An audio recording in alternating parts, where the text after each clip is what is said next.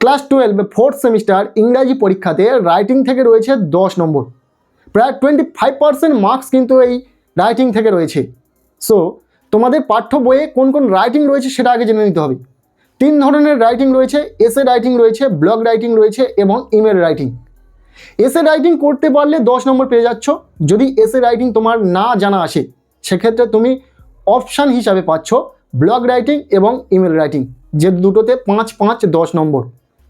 Essay writing করতে পারলে ভালো, না হলে তোমাকে ব্লগ রাইটিং এবং ইমেল রাইটিং করতে হবে, যেখানে 5 নম্বর এবং 5 নম্বর টোটাল 10 নম্বর। সো আমরা আজকের এই ভিডিওতে কোনো একটা নয়, এই পরপর 3টে রাইটিংয়ের ওপর সাজেশন শেয়ার করব। এসে রাইটিংয়ের ওপর ঠিক কোন টপিকগুলো তোমরা কভার করবে, কোন টপিকের ওপর এসে রাইটিং আসবে 2026 সালের তোমাদের ফোর্থ সেমিস্টার পরীক্ষাতে, সেগুলো বলে দেবো। পাশাপাশি ঠিক কোন কোন ব্লগ রাইটিংগুলো তোমরা প্র্যাকটিস করবে এবং কোন কোন ইমেল রাইটিংগুলো প্র্যাকটিস করবে সেই সম্পূর্ণটা শেয়ার করব। সো আজকের এই ভিডিওতে বলা প্রতিটা রাইটিং যদি তুমি খুব ভালো করে প্র্যাকটিস করতে পারো তাহলে হুবহু পরীক্ষাতে কিন্তু 10টি নম্বর কমন পেতে পারো। ভিডিওটি ভীষণ গুরুত্ব সহকারে দেখবে এবং ভিডিওতে বলা প্রতিটা রাইটিং খুব ভালো করে প্র্যাকটিস করবে। চলো প্রত্যেকটি রাইটিং দেখে নেওয়া যাক। ফার্স্ট অফ অল আমরা শেয়ার করব এসে রাইটিং। পরীক্ষাতে একটি এসে রাইটিং থাকবে, একটি লিখতে হবে 10 নম্বর। এক্ষেত্রে যে টপিকগুলো কভার করবে বা 2026 সালে তোমাদের এইচএস এক্সামে যে টপিকের ওপর রাইটিং আসতে পারে আমরা বলে দিচ্ছি। সাধারণত কোশ্চেনটা ঠিক এইরকমই লেখা থাকবে, write a essay on impact of social media on students using the following points in about 150 ওয়ার্ডস। অর্থাৎ সোশ্যাল মিডিয়ার যে ইম্প্যাক্ট পড়ছে স্টুডেন্টের ওপর সে বিষয়ে 150 ওয়ার্ডে একটি এসে লিখতে হবে, যেখানে 5-6টি পয়েন্ট হয়তো পরীক্ষাতে উল্লেখ থাকতে পারে বা নাও থাকতে পারে, সেটা বিষয় নয়। এটিও ভীষণ important, impact of social media on students. Second যেটি ইম্পর্টেন্ট রয়েছে সেটি হচ্ছে importance of reading newspaper অথবা বুকস। এবার দেখে যাবে দ্য গঙ্গা পলিউশন, ইম্পর্টেন্ট রয়েছে, ভাইরাল টপিক। নেক্সট দেখে যাচ্ছে discipline in student life, important. এবার number 5, my favourite book, author অথবা ফেভারিট ফেস্টিভ্যাল, তোমার প্রিয় বই অথবা লেখক বা লেখিকা বা কোনো উৎসব। এই বিষয়গুলোর উপর কিন্তু তোমরা অবশ্যই দেখে রাখবে, কিছুটা হলেও প্যারাগ্রাফের মতো, সো প্র্যাকটিস করে রাখবে। এরপর number 6, benefits of early morning exercise, এটিও ইম্পর্টেন্ট রয়েছে ভীষণভাবে। এরপর নাম্বার 7 যেটা রয়েছে advantages and disadvantages of online classes. এই পরপর 7টি এসে রাইটিং ভীষণভাবে ইম্পর্টেন্ট রয়েছে এই টপিকের ওপর। এই টপিকগুলো কিন্তু ইম্পর্টেন্ট, পরীক্ষাতে দিয়ে দিতে পারে। আমরা বেশ কয়েকটি বই এবং টেস্ট পেপার খুঁটিয়ে বাছাইকৃত কিছু গুরুত্বপূর্ণ এসে রাইটিং তোমাদের সাথে শেয়ার করছি, যেগুলো তোমাদেরকে বলবো খুব ভালো করে প্র্যাকটিস করো। এখন থেকে পরীক্ষার মাত্র কয়েকটা দিন বাকি, একদম পরীক্ষার প্রারম্ভিক মুহূর্তে এই রাইটিংগুলো খুব ভালো করে প্র্যাকটিস করো, কমন পাবে। তবে এসে রাইটিংয়ের ক্ষেত্রে এই 7টি ছাড়াও আরও যদি 2-4টি এক্সট্রা দেখে রাখতে চাও সেই বিষয়গুলো বলে দিই। The importance of tree plantation, গাছ লাগানোর যে উপযোগিতা সে বিষয়ে। এরপর number 2, safe drive save life, প্রত্যেকেই জানো। এরপর number 3, the importance of sports in student life. এরপর নাম্বার 4, গ্লোবাল ওয়ার্মিং। এই 4টি বিষয় এক্সট্রা তোমরা দেখে রাখতে পারো। ফার্স্ট তোমাকে অবশ্যই 7টি এসে রাইটিং যেগুলো আমরা বলে দিয়েছি সেগুলো প্র্যাকটিস করতে হবে, দেন তোমরা এই 4টি প্র্যাকটিস করে রাখবে, তাহলে খুবই উপকৃত হবে তোমরা। যেহেতু পরীক্ষা একদম দোরগোড়ায়, পরীক্ষার ঠিক প্রারম্ভিক মুহূর্তে এই রাইটিংগুলো খুব ভালো করে প্র্যাকটিস করো, কমন পাবে।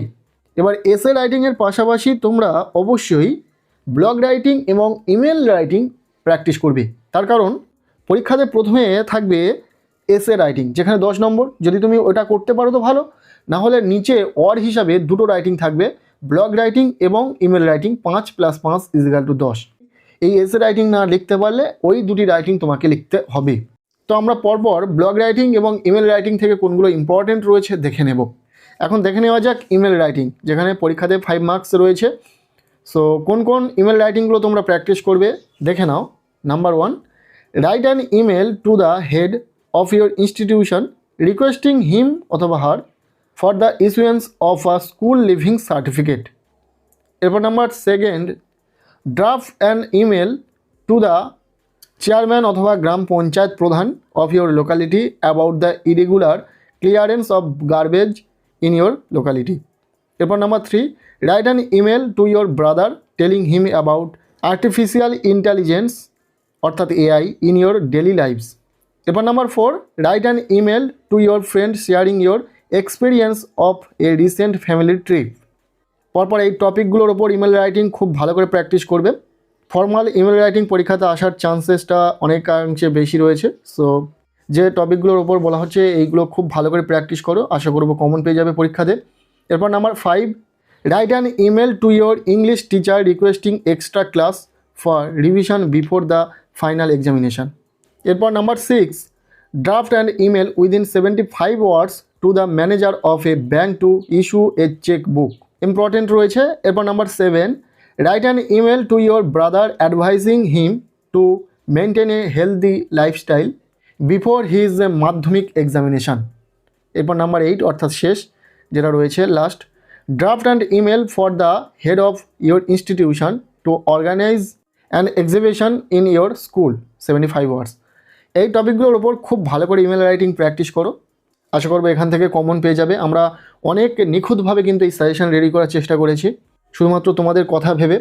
চাইলে অনেক কম রাইটিংও বলা যেতে পারতো, যেটা তোমাদের জন্য ঠিকঠাক হতো না। নেক্সট আমরা ব্লগ রাইটিংয়ের জন্য ঠিক কোনগুলো প্র্যাকটিস করবে সেটা দেখে নেব। তার আগে ছোট্ট করে বলে রাখি, শুধু ইংরাজি নয়, এইরকম সাজেশন আমরা প্রতিটা বিষয়ের ক্ষেত্রে শেয়ার করেছি, বিশেষ করে আর্টসের সমস্ত সাবজেক্টে, Bengali, history, geography, political science, education প্রভৃতি সাবজেক্টের ওপর আমরা কিন্তু এই রকম অ্যাকুরেট সাজেশন শেয়ার করেছি। সো তোমরা যারা যারা ভিডিওগুলি দেখোনি চ্যানেলে ভিজিট করে অবশ্যই প্রতিটি ভিডিও দেখে নেবে। এরপর দেখে নেওয়া যাক ব্লগ রাইটিং। ব্লগ রাইটিংয়ের জন্য ঠিক কোনগুলো প্র্যাকটিস করবে তোমরা খুব ভালো করে দেখে নাও। Number 1, write a blog on AI and its impact. এটা একটা খুবই ভাইরাল টপিক এবং পরীক্ষাতে আসার সম্ভাবনা অনেকাংশে বেশি রয়েছে। মানে যতগুলো রাইটিং শেয়ার করছি তার মধ্যে বেশি রয়েছে কিন্তু এআই রিলেটেড একটি রাইটিং পরীক্ষাতে আসার।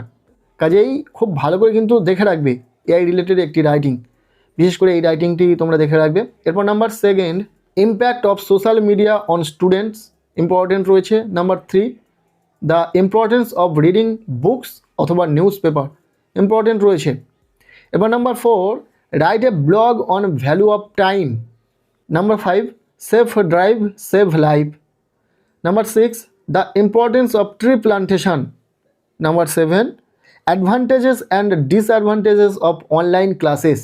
এরপর number 8, the importance of discipline in student life. এই 8টি ব্লগ রাইটিং খুব ভালো করে প্র্যাকটিস করো, আশা করব এখান থেকেই 100% তোমার পরীক্ষাতে কমন এসে যাবে ব্লগ রাইটিং। আর যদি এই 8টির পাশাপাশি আরও কয়েকটি দেখে রাখতে পারো সেক্ষেত্রেও ভালো হয়। তাই আরও 2-3টি রাইটিং আমি তোমাদেরকে বলে দিই যেগুলি ইম্পর্টেন্ট রয়েছে। এই রাইটিংগুলোর পাশাপাশি সেই রাইটিংও তোমরা প্র্যাকটিস করবে। Number 1, the importance of games and sports in student life. 2nd, use and abuse of mobile phones. এরপর number 3, benefits of early morning exercise. এই 3টি ব্লগ রাইটিং এক্সট্রা যদি দেখে রাখতে পারো দেখে রাখবে। সো এই ছিল রাইটিংয়ের ওপর একটা কমপ্লিট সাজেশন। ক্লাস 12 তোমরা যারা 4th সেমিস্টার পরীক্ষা দেবে বেশ কিছুদিন যাবৎ রাইটিংয়ের ওপর সাজেশন আনার জন্য কমেন্ট করছিলে, আমরা ফাইনালি তোমাদের জন্য সাজেশন দিয়ে দিলাম। রাইটিংয়ের ওপর কমপ্লিট সাজেশন শেয়ার করলাম। এসে রাইটিং, ব্লগ রাইটিং এবং ইমেল রাইটিংয়ের ক্ষেত্রে ঠিক কোনগুলো ইম্পর্টেন্ট রয়েছে সমস্তটাই শেয়ার করে দিলাম। এগুলোই তোমরা প্র্যাকটিস করো, 100% পরীক্ষাতে কমন এসে যাবে। যেহেতু তোমাদের ইংরাজি পরীক্ষাতে 25% মার্কস অর্থাৎ 10 নম্বর কিন্তু রয়েছে, সো আশা করবো সেটা তোমরা সহজেই ক্যারি করতে পারবে। এছাড়াও ইংরাজিতে প্রোজ, পোয়েট্রি থেকে কোনগুলো ইম্পর্টেন্ট রয়েছে, ড্রামা থেকে কোনগুলো ইম্পর্টেন্ট রয়েছে সমস্তটাই কিন্তু আমরা শেয়ার করে দেবো পরবর্তী ভিডিওগুলিতে। যারা চ্যানেলে নতুন রয়েছে চ্যানেলটিকে সাবস্ক্রাইব করে রাখো। দেখা হচ্ছে নেক্সট কোনো ভিডিওতে। প্রত্যেকের ইংরাজি পরীক্ষা ভালো হোক, সবার জন্য শুভকামনা রইল।